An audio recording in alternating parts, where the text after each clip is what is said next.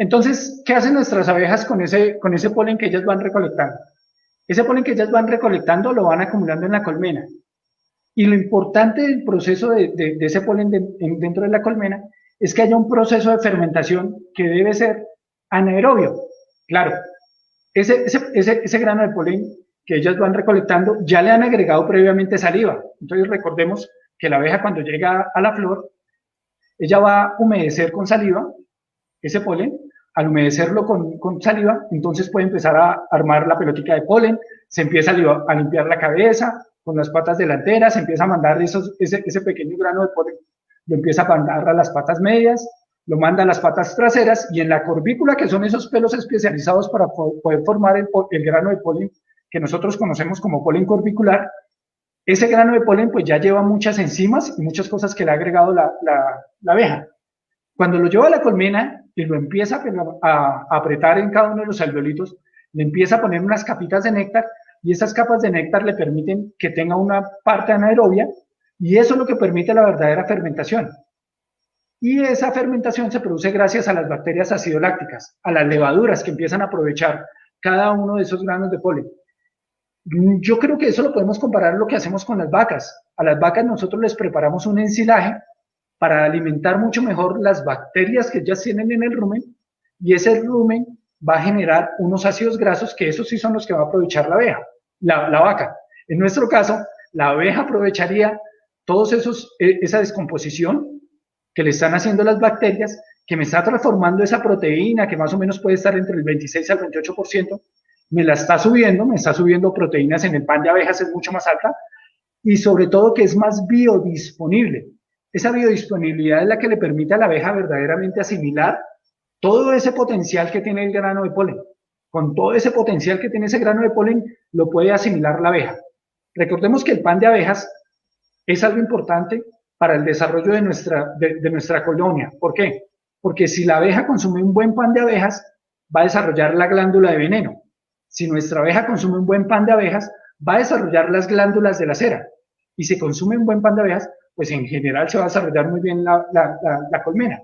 Entonces vamos a tener abejas de mejor tamaño, abejas que van a estar mejor nutridas, que al momento de salir a campo pues van a ser unos animales más grandes, y por unos estudios que se hacen, entonces uno sabe que un animal más grande puede soportar un poco más de carga, y todo ese recurso que está recogiendo alrededor de la colmena me lo va a llevar a la colmena. Entonces, también, ¿qué está haciendo? Está incrementando la acidez del polen, de la proteína. Está pasando de 200 mil equivalentes por kilogramo, lo sube a 700 mil equivalentes. Eso le permite una mejor asimilación. Y obviamente, pues vamos a tener una degradación de la capa de laxina. La capa de laxina, pues es el grano de polen, viene cubierto. Acordémonos que el polen está en las flores están expuestas al sol y al agua. Entonces, la naturaleza ha desarrollado una capa que cubre el grano de polen, lo cubre, lo protege del sol, protege esa proteína que está al interior, porque acuérdense que esa proteína es la que va a llegar a fecundar la planta, a generar el proceso de polinización. Entonces la planta lo protege, produce esa capa de exina, y esa capa de exina no se degrada fácilmente, sobrevive a radiación solar, sobrevive a la humedad. ¿Qué es lo que hace la abeja? La abeja, al llevarlo a la colmena, y esas lactobacterias, que son ácidos lácticas, lo que hacen es romper esa exina, y ahí sí esa proteína que está al interior del grano de polen es asimilable. Por eso es que cuando nosotros hacemos la disección de la abeja, encontramos en el tracto digestivo, que ellas van a tener esos granos de polen, pero ese grano de polen ya está roto, ya está asimilado por la abeja.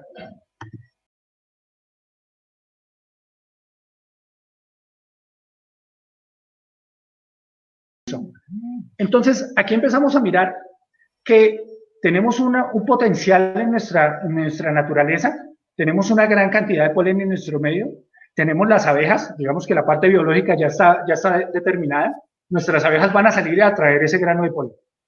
Ahora, ¿qué ha pasado con ese grano de polen? Las abejas lo están recogiendo del medio ambiente. En el medio ambiente como tal, no hay algo que me desinfecte ese grano de polen. Las abejas lo están trayendo, lo están acumulando, hay un crecimiento natural de hongos, bacterias, levaduras que crecen a temperatura ambiente. Es más, acordémonos que dentro de la colmena la temperatura es un poco mayor.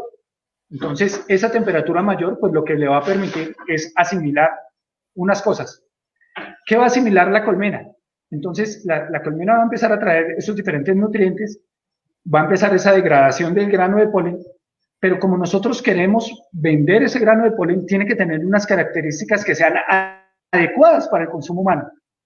¿Qué pasa con las trampas de polen? Las trampas de polen, cuando uno las diseña, entonces es simplemente acumular el grano de polen, pero lo está acumulando en una parte exterior a la colmena.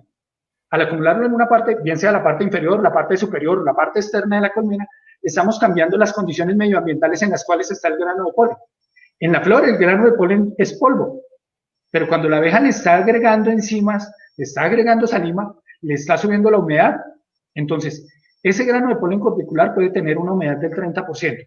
Y si a eso nosotros le empezamos a meter un poquito de temperatura, pues claro, esa temperatura va a hacer que esos mesófilos, que son las bacterias, hongos y levaduras que están creciendo a temperatura ambiental, empiecen a reproducirse.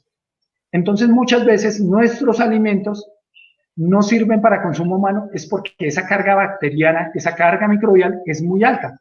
Entonces, si nosotros nos consideráramos eso como viene, pues desafortunadamente vamos a tener unos problemas en nuestro tracto digestivo.